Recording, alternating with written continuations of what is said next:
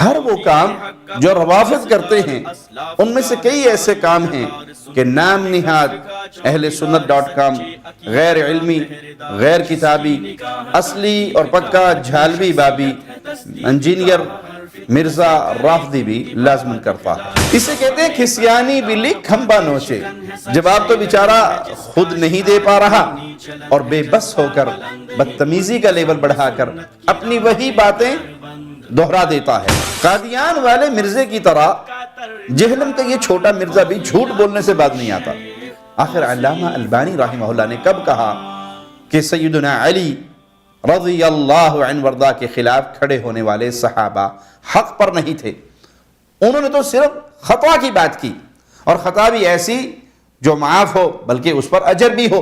خطا پر ہونا اور چیز ہے، ناحق ہونا اور چیز ہے، کیونکہ مرزا خود تسلیم کر چکا ہے کہ امی عائشہ رضی اللہ تعالی عنہا تو درکنار، خود نبی کریم صلی اللہ علیہ وسلم کو بھی اس کی تفصیل معلوم نہ تھی۔ ہر لمحہ قرآن اور سنت کا ترجمان، فضیلت الشیخ توصیف الرحمن۔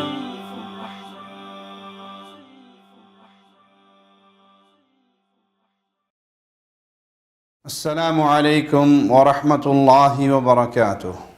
ان الحمد للہ نحمده ونستعینه ونستغفره ونعوذ باللہ من شرور انفسنا ومن سیئات اعمالنا، من يهده اللہ فلا مضل له ومن يضلل فلا هادی له، اشہد ان لا الہ الا اللہ وحدہ لا شریک له واشہد ان محمدا عبدہ ورسولہ، اما بعد۔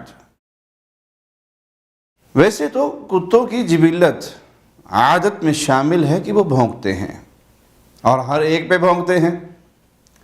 کتوں کے کسی شریف پر بھونکنے سے اس شریف کا شرف و فضل زائل نہیں ہوتا، اور کسی برے پر بھونکنے سے اس کی برائی اچھائی میں نہیں بدل جاتی۔ لیکن کچھ لوگوں میں یہ عجیب بیماری ہے کہ وہ اس امت کے سب سے بہترین اور افضل ترین افراد رسول اللہ صلی اللہ علیہ وسلم کے صحابہ پر کتوں کی طرح بھونکتے رہتے ہیں، اور صدیوں سے نسل در نسل ان کا یہی کام ہے۔ اہل اسلام قرآن و سنت کے محکم دلائل سے سمجھانے کی کوششیں کرتے چلے آ رہے ہیں، لیکن یہ نسل در نسل ڈیوٹی ادا کرنے والے باز نہیں آتے۔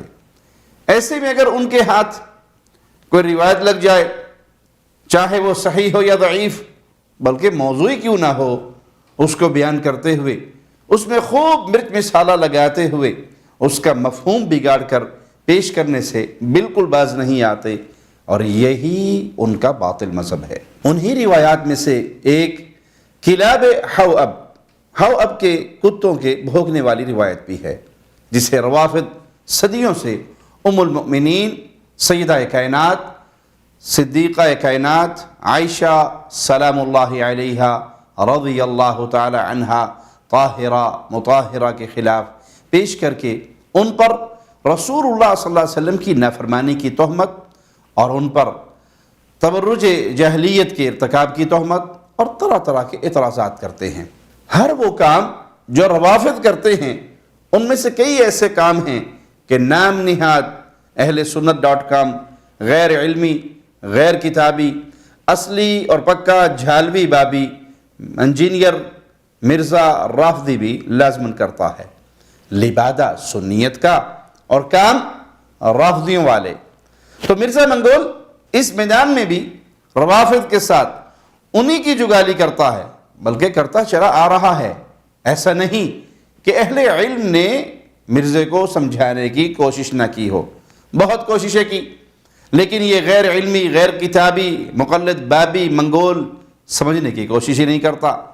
علم حدیث میں اس کا کل مال و متاع بس یہی ہے کہ اسے فلاں نے صحیح کہا یا فلاں نے ضعیف کہا، اور اگر اس کے مطلب کی کوئی روایت ہو تو یہ مطلبی کسی بھی فلاں کے صحیح کہنے کو ہتھیار بنا کر دوسرے محدثین یا محقق علماء کے ضعیف قرار دینے پر کچھ توجہ نہیں دیتا۔ حقیقت میں اس غیر علمی، غیر کتابی، جھالوی بابی منگول میں اتنی صلاحیت ہے ہی نہیں کہ اصول حدیث اور اسماء و رجال کی روشنی میں اس روایت پر مکمل دراسہ کرے، تحقیق کرے اور پھر فیصلہ کر سکے۔ بس تقلیدی بابی بعض اہل علم کے اقوال کو اپنا ہتھیار بنا لیتا ہے، بقول راوی اور دروغ برگردن راوی یہ کہہ دیتا ہے کہ کسی نہ کسی نے تو اسے صحیح کہا ہے، یہ ہے اس کی علمی کتابی حیثیت۔ ہمارے خلاف اپنی اس تقریر میں بھی اس نے حب کے کتوں کی بھونکنے والی روایت پیش کی اور سیدہ عائشہ رضی اللہ تعالی عنہا پر آیت فٹ کرنے کا بدترین جرم کر کے ان کی گستاخی کی۔ تفصیل ہم عرض کر دیتے ہیں، لیکن اس کی غیر علمی حیثیت واضح کرنے کے لیے اس بات کی وضاحت کے ساتھ کہ اب ہمارے جوابی سلسلہ کا جواب اس سے بن نہیں پا رہا، اور اگر بن پاتا تو عرصہ دراز سے فضیلت الشیخ ابو یحییٰ نور پوری حافظہ اللہ کے جوابی سلسلہ کا جواب دے دیتا۔ سامنا کرنے کی تو اس میں ہمت ہے ہی نہیں، بڑے مرزے کی طرح بل سے نکلنے یا اپنے بل پر کسی عالم کو علمی تحقیقی وار کرنے کی بھی دعوت نہیں دیتا، اس خوف سے کہ ساری شیخی کرکری نہ کر دے تو اپنے اندھے مقلدین کو یا حقائق سے بے خبر مریدوں کو یہ باور کرانے میں لگا ہوا ہے کہ یہ سبھی وہی پرانی باتیں کر رہے ہیں، اور جھوٹ بولتے ہوئے اپنے مریدوں کو کہتا ہے میری خوراک ہے یہ کلپ، جتنے آپ بنائیں گے نا اتنی میں منجی ٹھوکاں گا، اور لال رومال والی منجی ٹھوکی ہے نا،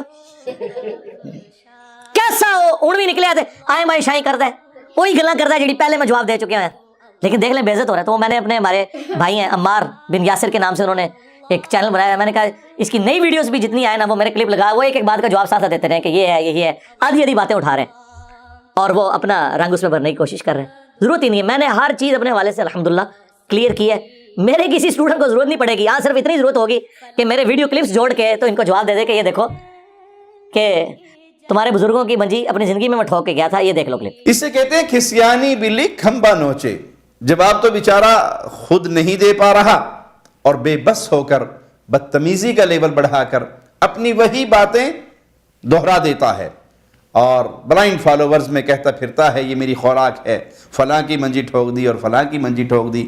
پھر جیسے مرزا قادیان کے اندھے بہرے گونگے پیروکار اسی کی باتوں پر یقین کر لیتے تھے، اسی طرح مرزا جہلم کے مقلد بھی اس کی اندھی تقلید میں اسی کے جملوں کی جگالی کرتے جاتے ہیں۔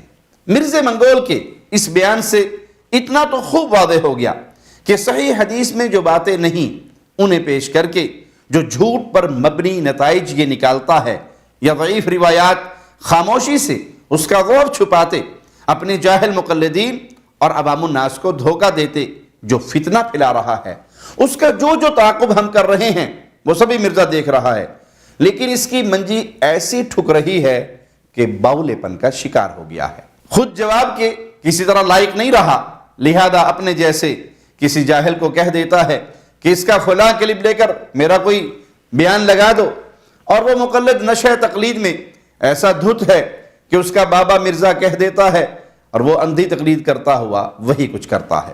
اسے یہ تک نہیں پتہ لگتا کہ توصیف الرحمن کا اصل اعتراض اور اس کی اصل بات کیا تھی اور مرزے کے کلپ میں کیا ہے، وہ اپنے مرزے بابے کی بابائیت کا حق ادا کرتا چلا جا رہا ہے۔ یہ تو اس صورت میں جب واقعی میں کوئی فرد ہو اور مرزا منگول نے واقعی کسی مرید کو اس کام کے لیے تیار کر رکھا ہو، وگرنہ جھوٹ کے اس مریض سے کوئی بعید نہیں کہ خود ہی یہ سب جہالتیں حماقتیں کرتے کسی فرضی بندے کے سر دب دیتا ہو۔ اتنا تو طے ہے یہ جاہلانہ حرکتیں مرزا منگول کے اشارے پر ہی ہو رہی ہیں۔ ایک ایک بات کا جواب بھی اس کا جھوٹ ہے، کیونکہ ہمارے چند سیکنڈز کا کلپ لگاتا ہے اور آگے اپنی کوئی سی بھی تقریر عام یوٹیوبرز کی طرح عنوان کچھ اور ویڈیو میں کچھ ایسی اوچھی اور گھٹیا حرکتوں سے تنگ آ کر ہم اسے مزید کھلا چھوڑنے نہیں دیں گے۔ انشاءاللہ اس کا بھرپور تعاقب ہوگا، اس کی منجی ایسی ٹھوکیں گے کہ یہ اور اس کے اندھے مقلدین مانے نہ مانے غیر متعصب لوگوں پر حقیقت واضح ہو جائے گی۔ منگولیاں دے منڈیا جی اے تیری خوراک ہے تے ساڈا دینی فریضہ ہے کہ باطل دا تعاقب کرنا ہے، چور نو گھر تک چھڈ کے آنا ہے، اسی بھی تینوں نہیں چھڑنا انشاءاللہ۔ 45 منٹ کے بعد مرزا منگول نے حدیث حب پر گفتگو شروع کی، تو سن لے کیا کہتا ہے۔ مسند احمد کھول لیں، مجموع زوائد کھول لیں، نبی علیہ السلام نے فرمایا میری بیوی کا کیا حال ہوگا جب حوض کے کتے اس پہ بھونکیں گے. اور یہ حدیث تو شیخ زبیر صاحب سے میں نے ویڈیو میں ریکارڈ کروا لی تھی, حدیث حوض.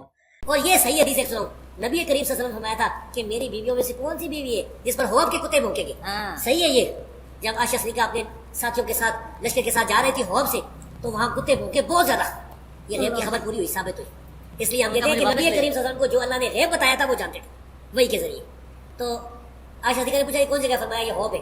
انہوں نے کہا فرمایا مجھے تو حدیث یاد آ گئی, میں واپس آنا چاہتی ہوں.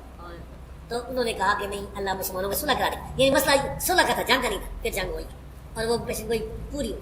اس جگہ مرزا نے مسند احمد کی حدیث نمبر 24,758 کا مترجم اسکین پیش کیا, وہی دیکھ لیں. اس میں لکھا ہے قیس رحمہ اللہ کہتے ہیں کہ جب عائشہ صدیقہ سلام اللہ علیہا رات کے وقت بنو عامر کے چشموں کے قریب پہنچی تو وہاں کتے بھونکنے لگے. پوچھا کون سا چشمہ ہے؟ لوگوں نے بتایا مقام حوض کا چشمہ. مسئلہ بڑا آسان اور سیدھا سا ہے کہ یہ سارا منظر بیان کرنے والا کون ہے. پھر سے پڑھ کر دیکھ لیں, غور سے دیکھ لیں. قیس رحمہ اللہ, یہ قیس بن ابی حازم ہیں, بلا شک و شبہ ثقہ ہیں, لیکن یہ جنگ جمل میں موجود ہی نہیں تھے. آپ دیکھیں یہ امام علی بن مدینی رحمہ اللہ 161 ہجری کو پیدا ہوئے, 233 یا 234 یا 235 ہجری کو فوت ہوئے. عظیم محدث, امام احمد بن حنبل, امام بخاری, امام ابو داؤد اور کئی جلیل القدر محدثین کے استاد. آپ نے اپنی کتاب العلل میں قیس بن ابی حازم رحمہ اللہ کے بارے میں فرمایا قیس نے ابو بکر, عمر, عثمان, علی, سعد بن ابی وقاص, زبیر, طلحہ بن عبید اللہ, جریر بن عبید اللہ, ابو مسعود البدری, مغیرہ بن شعبہ رضوان اللہ علیہ مجمعین سے احادیث سنی, اور بھی کئی نام گنوائے. تو علی بن مدینی سے کہا گیا ہؤلاء کلہم سمع منہم قیس بن ابی حازم سماعا, کیا ان سبھی صحابہ سے قیس نے واقعی سماع کیا ہے, سنا ہے؟ تو علی بن مدینی رحمہ اللہ نے فرمایا جی ہاں بالکل سنا ہے. ولولا ذلک لم نعد له سماعا, اور اگر ایسا نہ ہوتا تو ہم ان کے لیے یہ شمار نہ کرتے. قیل له شاہد الجمل, کیا قیس جمل میں بھی شریک ہوئے؟ تو علی بن مدینی رحمہ اللہ نے فرمایا لا, نہیں, وہ جنگ جمل میں شریک نہیں ہوئے. یہ ہے محدثین کرام کی دیانت. جن سے سماع ثابت ہے وہ بیان فرما دیا, اور جن سے ثابت نہیں وہ بھی بتا دیا. قیس بن ابی حازم رحمہ اللہ جب جمل میں شریک ہی نہیں تھے تو پھر انہوں نے یہ کیسے بیان کیا؟ کس سے سن کر بیان کیا؟ کس ذریعے سے جان کر بیان کیا؟ کہ سیدہ کائنات عائشہ سلام اللہ علیہا جب حوض پر پہنچی تھی تو وہاں کے کتے ان پر بھونکے تھے. تب ام المؤمنین عائشہ رضی اللہ تعالی عنہا نے یہ بات فرمائی کہ نبی علیہ السلام نے ان سے فرمایا تھا کہ تم میں سے ایک عورت کی اس وقت کیا کیفیت ہوگی جس پر مقام حوض کے کتے بھونکے گے.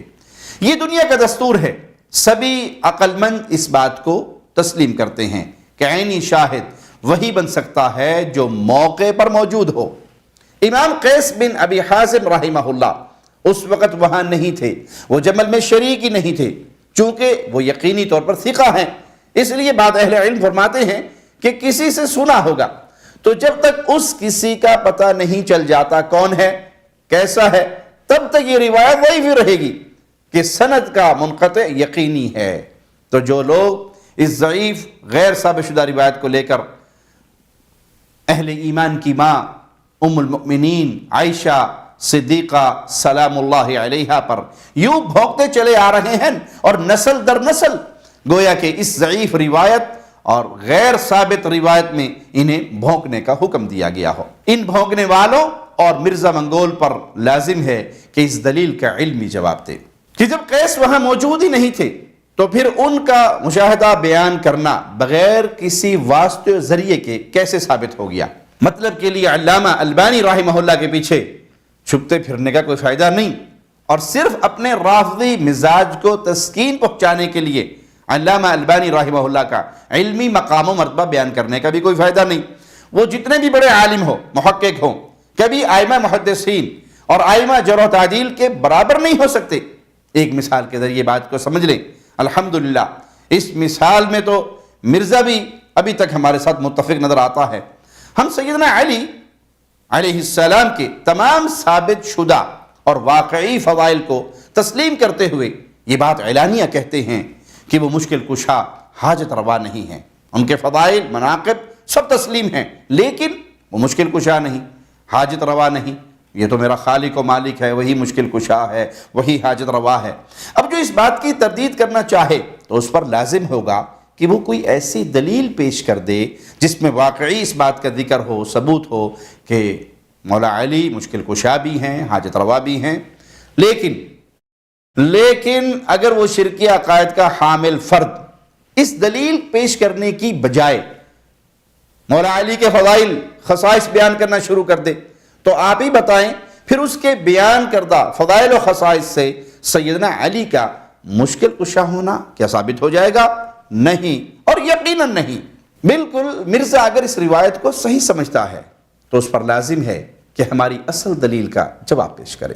جب قیس بن ابی حازم رحمہ اللہ وہاں موجود نہیں تھے تو پھر اپنا مشاہدہ کیسے بیان فرما رہے ہیں؟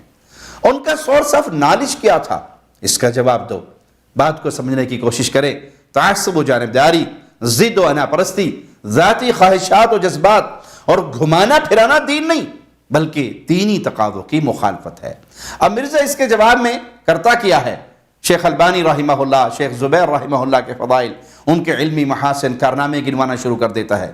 کیونکہ بیچارہ خود تو تحقیق حدیث کی صلاحیت سے کورا ہے، علم تو ہے نہیں، اور ضد اس قدر آ چکی ہے کہ حق قبول کرنا بھی گوارا نہیں کرتا تو حرب، حیلے، مکر و فریب کا سہارا لیتا ہے. الحمدللہ ہم شیخ البانی رحمہ اللہ اور شیخ زبیر رحمہ اللہ کے شاگردوں کے شاگرد ہیں، ادنا سے طالب علم ہیں، ان کا پورا احترام کرتے ہیں، لیکن انہیں بھی واجب الاتباع امام نہیں مانتے، اور یہ بھی نہیں مانتے کہ وہ پہلی، دوسری، تیسری صدی کے ائمہ محدثین اور ائمہ جرح و تعدیل کا مقام و رتبہ رکھتے ہیں.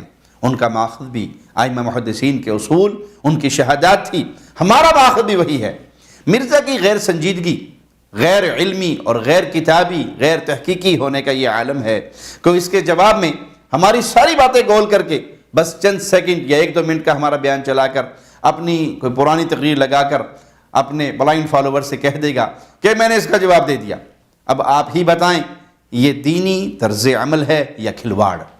اب مرزا کا جو کلپ آپ کو پہلے دکھا دیا اس کی کچھ باتوں کا جواب اس کے اپنے بیان کے بعد دیکھتے جائیں.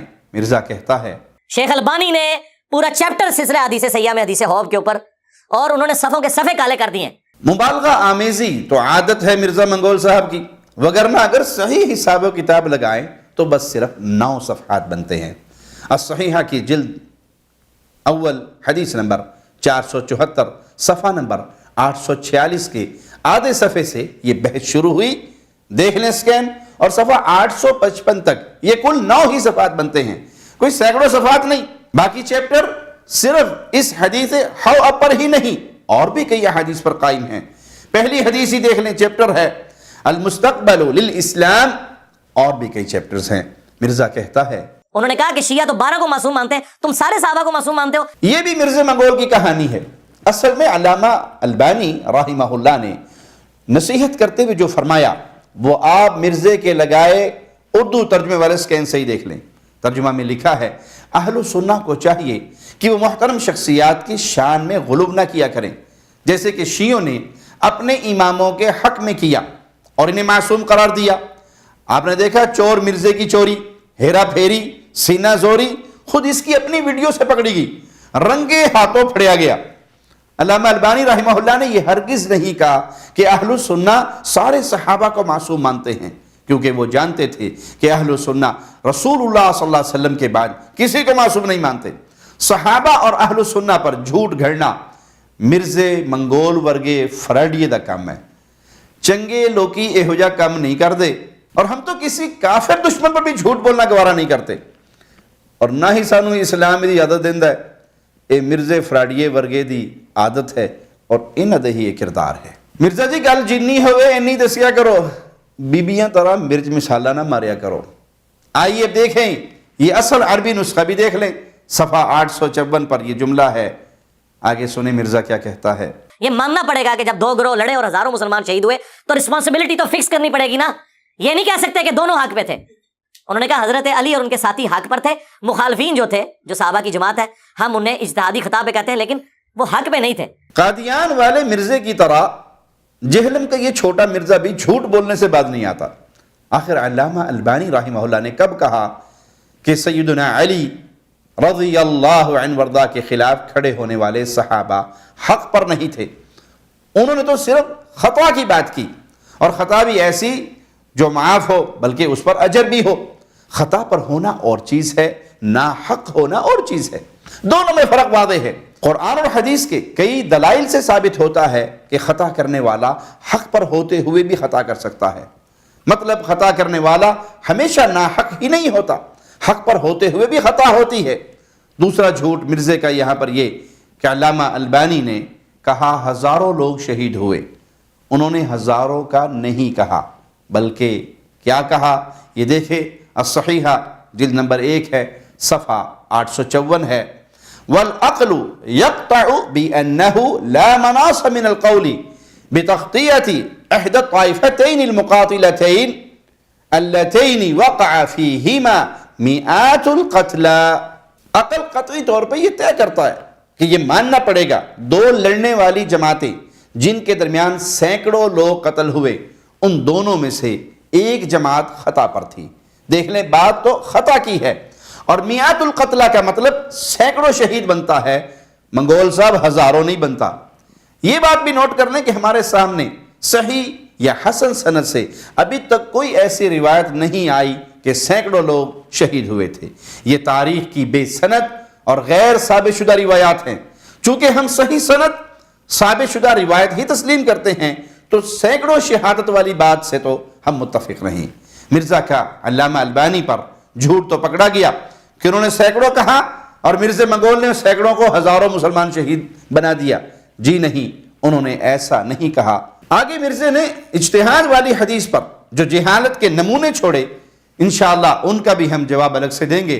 اب کے کتوں والی ایک روایت اور بھی ہے جو ابن عباس رضی اللہ عنہما سے مروی ہے۔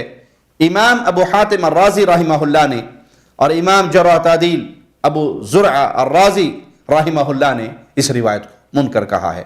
ان کی کتاب العلل میں ان کے بیٹے نے فرمایا، میں نے اپنے والد سے اس حدیث کے بارے میں سوال کیا تو انہوں نے کہا، لم یروی هذا الحدیث غیر عصام وهو حدیث منکر، یہ حدیث عصام کے علاوہ کسی نے روایت نہیں کی اور یہ منکر روایت ہے۔ امام ابو زرع رحمہ اللہ نے بھی یہی فرمایا کہ منکر روایت ہے۔ امام ابو حاتم رحمہ اللہ سن 195 ہجری کو پیدا ہوئے اور 277 ہجری کو فوت ہوئے، اور امام ابو زرع رحمہ اللہ 264 ہجری کو فوت ہوئے۔ عرض کرنے کا مقصد کہ یہ متقدمین نے اس روایت پر کلام کیا اور اسے منکر قرار دیا، اور متقدمین کے فیصلوں کو ترجیح حاصل ہے متاخرین کے مقابلے میں، بالخصوص دور حاضر کے محققین کے مقابلے میں۔ باقی روایت اگر صحیح بھی ہو تب بھی اس سے ام المؤمنین عائشہ صدیقہ سلام اللہ علیہا کی شان اقدس پہ ایک حرف بھی وارد نہیں ہوتا، کیونکہ مرزا خود تسلیم کر چکا ہے کہ امی عائشہ رضی اللہ تعالی عنہا تو درکنار، خود نبی کریم صلی اللہ علیہ وسلم کو بھی اس کی تفصیل معلوم نہ تھی۔ مرزے کے کلپ کا عنوان ہے جنگ جمل، سیدہ عائشہ صدیقہ اور حواب کے ڈوز والی حدیث 6 منٹ کے بعد سنیں۔ اسی کا ایک طریق جو ہے مسند البزار میں جو موجود ہے 3273، اس میں بڑے خطرناک الفاظ ہیں۔ نبی صلی اللہ علیہ وسلم کہتے ہیں، کاش مجھے معلوم ہو جاتا کہ میری کون سی بیوی ایسی ہے کہ جو زیادہ بالوں والے اونٹ پر سوار ہوگی، ایسے اونٹ پر جس کے چہرے پہ بہت زیادہ بال ہوں گے اور اس کے دائیں اور بائیں بہت مسلمان قتل ہوں گے۔ کاش مجھے معلوم ہو جاتا وہ میری کون سی بیوی ہوگی، اور وہ پھر اس جنگ سے بال بال بچے گی۔ یعنی نبی صلی اللہ علیہ وسلم نے بھی پریڈکشن دے دی کہ عائشہ بچ جائے گی، باقی لوگ تو چلے شہید ہو گئے، یہ بچ جائے گی۔ تو آپ صلی اللہ علیہ وسلم کہتے ہیں مجھے پتہ نہیں ہے، کاش مجھے پتہ ہوتا۔ یعنی آپ صلی اللہ علیہ وسلم کو یہ بات نہیں، لیکن آپ دیکھیں کہ اس حدیث کو روایت عائشہ نے خود کیا رضی اللہ تعالیٰ عنہ۔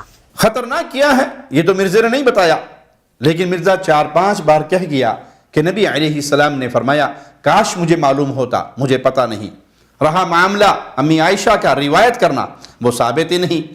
جب معلوم ہی نہیں تھا کہ کون سی بیوی ہوں گی تو ظاہر سی بات ہے آپ منع بھی نہیں فرما سکتے تھے کہ اس جگہ نہ جائیں۔ اور امی عائشہ رضی اللہ عنہا نے کوئی معصیت کا کام بھی نہیں کیا، لیکن اس کے باوجود دشمنان صحابہ بارکنگ ڈاگز ان کی نقالی کرتے ہوئے سیدہ کائنات عائشہ صدیقہ سلام اللہ علیہا کے خلاف بکواس کرتے آ رہے ہیں۔